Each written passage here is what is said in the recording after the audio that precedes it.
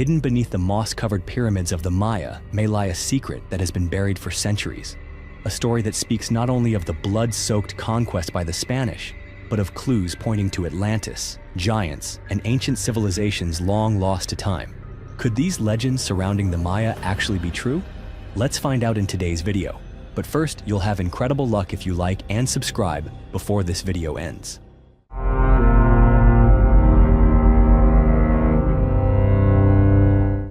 Buried deep beneath the ancient stone layers of the Central American jungle, hidden below the towering pyramids of the Maya, lies a secret that appears to have been sealed away for centuries. A secret that belongs not only to the ancient Maya, but is also strangely entangled with the unspoken silence of the Spanish Empire following their bloody conquest. In the search for historical truth, people often refer to the fall of the Aztec Empire as a military triumph, but few ever stop to ask, behind that destruction, was there something the Spanish deliberately chose to conceal from the world? They destroyed temples, burned ancient manuscripts, and cast magnificent cities into oblivion. Yet what remains today suggests that the Maya may have possessed something far more valuable than gold or silver. When the scattered fragments are pieced together, they begin to reveal a much larger picture of a lost golden city, of giants who once walked this land, and of a forgotten civilization that some believe to be Atlantis. This is a journey back through the currents of history to uncover what might still be lying dormant beneath the feet of the Maya pyramids. When Hernán Cortés and his army set foot on the New World in 1519, history officially marked it as the beginning of the conquest. But perhaps behind that blood-soaked invasion was an encounter with things the Europeans themselves could not comprehend. Many scholars now believe that the Maya were not merely an indigenous people that developed in isolation, but could in fact be descendants of the vanished civilization of Atlantis. According to the records of the philosopher Plato, Atlantis was a mighty kingdom situated in the middle of the Atlantic Ocean, where its inhabitants possessed technology and knowledge far beyond their time. Then, in a single day and night of cataclysmic earthquakes and floods, the entire continent sank beneath the sea. And so, if Atlantis truly existed, and if some among its people survived that disaster, where did they go? Many believe that they fled to distant lands in search of refuge, and that they laid the foundation for a new civilization elsewhere. The French scholar Charles Brasseur de Bourbourg and American archaeologist Edward Herbert Thompson both arrived at a compelling theory, that the survivors of Atlantis split into two groups.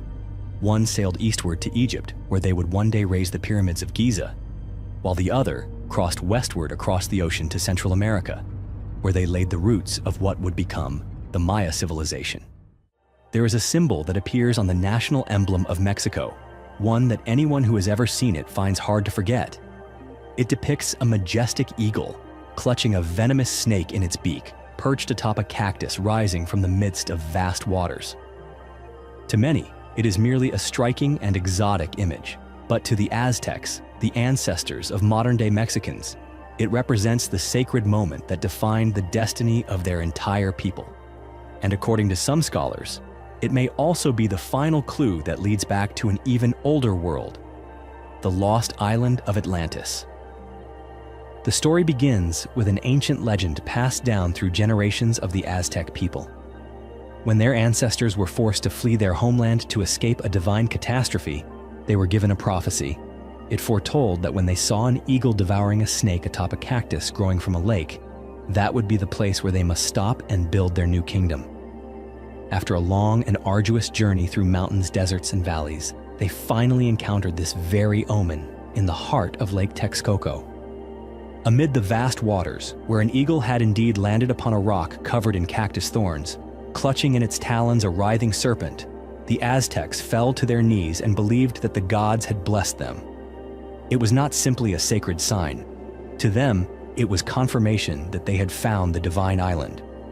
And so, in the early 14th century, the Aztecs began to construct the city of Tenochtitlan in the middle of Lake Texcoco. Unlike other civilizations who built on solid land, they chose to raise their homes, temples, and pyramids upon man-made floating islands, a decision both bold and profoundly symbolic. With its intricate network of canals and roads above water, the city of Tenochtitlan resembled a kind of Venice in the ancient Americas. But according to Spanish missionaries who later arrived, it was far more magnificent. They described a sprawling metropolis with stone-paved streets, radiant plazas, towering pyramids that pierced the sky, and a population of nearly 1 million, at a time when London and Paris had yet to reach such numbers. Tenochtitlan was not merely a capital, it was the Aztecs' sacred attempt to recreate the original homeland of their ancestors, a holy land lost to the sea where pyramids and temples had once stood before being swallowed by the ocean. And if the theory about the Mayas' Atlantean origins holds weight, then the same could very well be true for the Aztecs. They did not forget their roots. They rebuilt them with their own hands and memory. But that splendor would not last forever. When the Spanish arrived in the early 16th century, the city was almost entirely destroyed during the conquest. Temples were razed, canals were filled in, and the foundations of the ancient civilization were buried beneath new construction. On the ruins of Tenochtitlan, the Spanish built a new city, what we now know as Mexico City. In 2019, a declaration from Mexican President Andrés Manuel López Obrador sent shockwaves through European political circles. He formally demanded that the Kingdom of Spain and the Holy See issue a public apology for the atrocities committed against the indigenous peoples during the conquest of the Americas. That request was more than a symbolic gesture of restored dignity. It was a sharp blade slicing through the thick dust that had buried centuries of history for over 500 years. Spain and the Vatican both responded with silence. Beneath the earth, under ancient monasteries, royal fortresses, and tightly guarded libraries lie thousands of handwritten documents from the 16th century. These are the fragmented remnants of the time when Hernán Cortés and a few hundred Spanish soldiers first set foot on the mainland and launched a military campaign that brought down two of the most powerful civilizations in the Americas, the Aztec and the Maya. If made public, those documents could rewrite history. Not just the history of conquest and occupation, but the vivid details of massacres, forced conversion rituals, the destruction of native archives, and even the supernatural encounters that the Spaniards themselves witnessed, but never dared to reveal. Some journal entries describe how priests saw strange temples that defied European understanding, structures where light from the sky would shine directly onto the altar on a single day each year. Letters recount ceremonies performed by the natives that reference the planets, Venus, and Mercury, with a level of precision that Europe had yet to reach. And yet all of these accounts, once sent back to Spain or submitted to the Vatican, vanished from the official historical record. The story began with a bold dream of gold. In the early 16th century, rumors of resource-rich lands in the New World began to spread across the ports of Spain. Gold, silver, and precious gems, all said to lie across the ocean in lands where the native peoples had never known gunpowder or cannons. Cortés seized upon this opportunity like a wolf scenting blood. But he was not a wealthy man, nor did he have the political power to command an army on his own. So, he did what adventurers of that era often did. He sought investors. Cortés made no effort to hide his ambition. He announced that he would lead an expedition to the mainland of the Americas to explore new territories. He promised those who joined him that if they succeeded, the spoils would be divided generously. 1/5 for the King of Spain, 1/5 for himself, and the remainder to be shared among the men. That promise, though far from guaranteed, struck a deep chord with those eager to change their fate. In the end, Cortés assembled a force of around 600 men. But this was hardly an elite army. Among them, only 32 knew how to use a bow, 13 carried arquebuses, and 14 light cannons were mounted on simple wooden carts. They had 16 horses, an apparently meager number, yet these creatures, completely unknown in the New World, became the most terrifying psychological weapon of all. To the native people, warriors on horseback appeared as gods riding beasts from the heavens. However, Cortés did not bring only weapons and soldiers. He also came bearing priceless goods, at least in the eyes of the natives. These included colorful glass beads, brightly patterned cloth, a few Spanish shirts, and shiny metal trinkets. Objects that Europeans considered cheap and trivial were welcomed by the locals as treasures from the gods. In a world that had never known glassmaking or complex textile dyeing, such glittering items appeared to be magical. It was through these seemingly harmless gifts that Cortés launched his first diplomatic campaign. He traveled from village to village, meeting with tribal leaders, offering glass beads, and receiving gold in return. The native tribes believed they were engaging in fair trade and brought Cortés golden axes, bracelets, and ornaments, all exchanged for gifts worthless by European standards. And when Cortés asked, "How much gold do you have left?" one chief answered, "We do not understand why you value gold so much. To us, these feathers are the sacred things. They represent glory, courage, and power." And that was only the opening chapter of a conquest that would change history forever. Alongside the priests who accompanied him, Cortés preached of God and salvation. But behind the religious facade were acts of subtle coercion. He persuaded the native people to abandon their own sacred idols and replace them with statues of the Virgin Mary and other Catholic symbols. Cortés even ordered local priests and tribal leaders to clean the temples daily and pray in the name of a faith they had never been given the choice to embrace. The religious nature of the conquest did not stop at belief. It was a tool to re-establish authority. As the native people began to doubt their old gods, they also began to question the very essence of their own spirituality. And little by little, Cortés undermined a belief system that had endured for thousands of years. In the eyes of the Spanish, this was a mission to enlighten the savages. But through the lens of history, it was a religious performance with deeply political motives. An unequal exchange, where one side offered tales of Christ, and the other slowly lost their most sacred possessions, their faith, their symbols, and their spiritual freedom. As Hernán Cortés and his army pushed deeper into the heart of the Aztec Empire, they were not merely overwhelmed by the grandeur of the cities or the monumental pyramids. What truly shook them were the blood-soaked rituals of human sacrifice, carried out openly, regularly, and with profound spiritual significance in the lives of the indigenous people.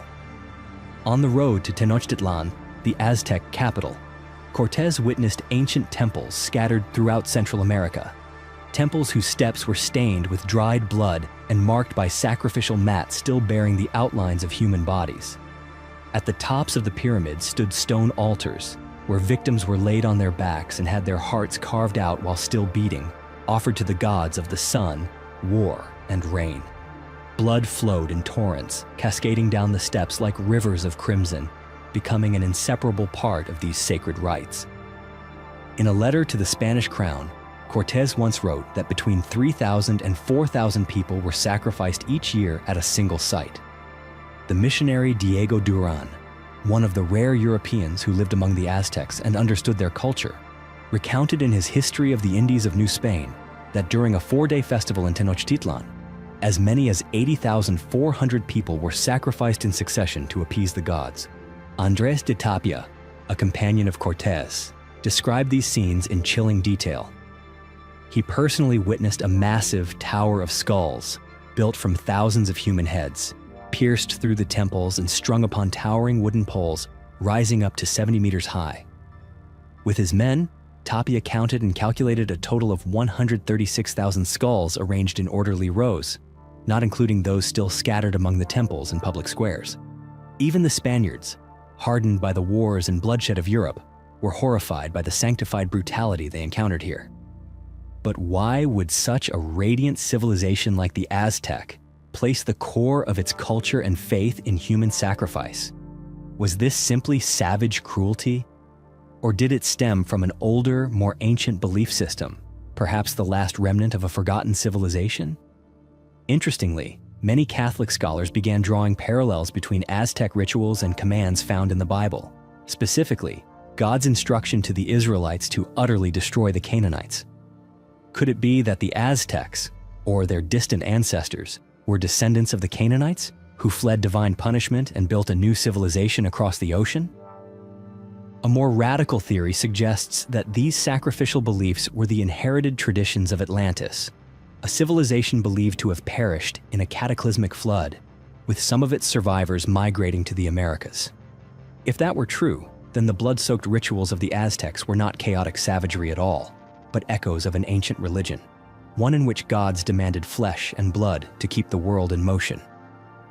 In the minds of the Aztec people, the world in which humans now live was not a permanent reality, but merely a fleeting chapter in a vast cycle of creation and destruction. According to their ancient mythology, the universe had already passed through 4 previous epochs, each one known as a sun, and each sun had ended in catastrophe, wiping out all of humanity to make way for the next era. This mythology was not simply a collection of oral tales. It was etched into ancient manuscripts, temples, and religious traditions as a warning passed down to future generations.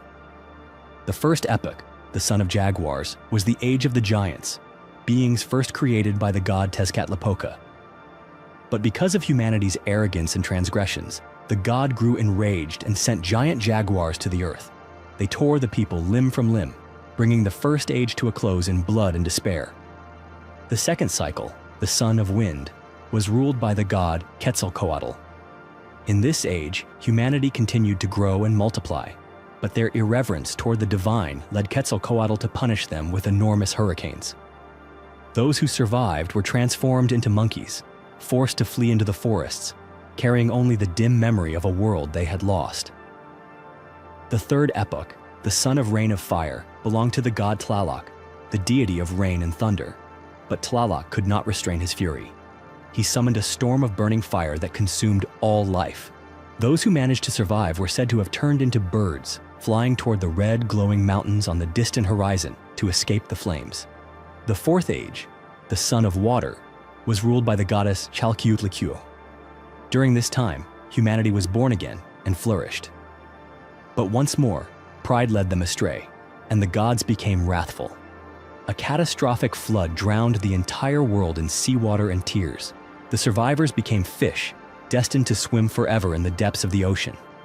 And then, after all had ended, the gods gathered to create a new world.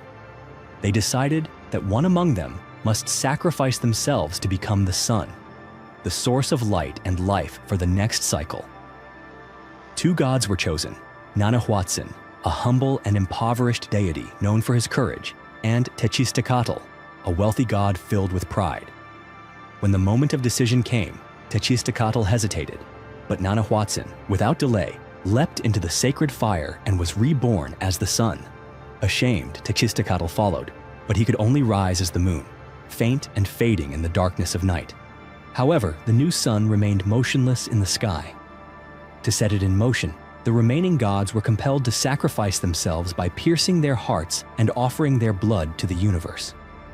From that divine act of self-sacrifice, the wheel of time began to turn once more, and thus the 5th era, the Son of Earthquakes, was born.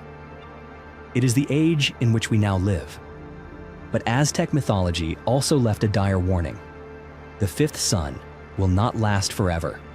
One day, this world will be brought to ruin by violent earthquakes, shattering all things and returning humanity to dust. When that time comes, the sun will fade, darkness will fall, and a new age will begin once again. This is why the Aztecs built an entire civilization around the act of sacrifice, not merely because of a brutal faith, but because they believed it was necessary to keep the universe from collapsing. Hidden beneath the mists of time and legend lies a strange story that few have ever heard. According to ancient Aztec mythology, their ancestors did not emerge from jungles or desolate plains, but from deep underground caverns, places regarded as sacred sources of life. From these subterranean realms, the first 7 tribes stepped into the light together, beginning the journey to build a new world. What stood before them were giants, immense beings of such towering stature and strength that they inspired awe and fear in those who looked upon them. As the legends tell it, these giants were the original architects who constructed the monumental pyramids in what is now Mexico. But before long, the gods grew angry. They believed that mankind had overstepped its bounds, raising towers so tall that they seemed to challenge the heavens themselves. In response, the gods unleashed a fiery storm from the skies, obliterating the arrogant architects. Only a few structures survived, among them the Pyramid of the Sun, which still stands today as a haunting monument to the pride of the past. One of the clearest signs of this pre-Maya civilization is the ancient city of Cholula, a site long forgotten beneath thick soil and dense vegetation. Located in central Mexico, Cholula was once mistaken by the Spanish for a natural hill. Unaware of what lay beneath, they built a Catholic church on its summit. never knowing that the mound concealed a massive pyramid, now considered the largest by volume in all of the Americas, 6 times larger than the Great Pyramid of Giza in Egypt. At the end of the 19th century, after a heavy rainstorm, erosion unexpectedly revealed mysterious stone walls along the hill. When archaeologists began excavating the site, they discovered it was not a natural formation, but a man-made structure composed of 6 layered platforms. To this day, excavations have yet to uncover the full extent of the pyramid's hidden architecture, but the mysteries do not end there. In the lands once inhabited by the Olmec, a civilization considered the forerunner of both the Maya and the Aztec, archaeologists have unearthed dozens of colossal stone heads, each weighing tens of tons and standing over 3 meters tall. What shocked scholars the most was the facial features of these statues. Low foreheads, thick lips, and broad noses. Features unmistakably reminiscent of African peoples, and entirely unlike those of the native Mesoamerican populations. Could it be that long before the Maya, there existed a powerful civilization that had arrived from another continent, perhaps Africa or even Atlantis itself, crossing oceans to reach Central America, building awe-inspiring monuments, only to be swallowed by time for thousands of years? If today's story made you pause for a moment to reflect on the mysteries buried deep in our past, don't hesitate to share your thoughts in the comments below. And if you'd like to continue this journey with us, uncovering hidden truths and untold stories, be sure to subscribe and turn on notifications. We'll see you in the next video.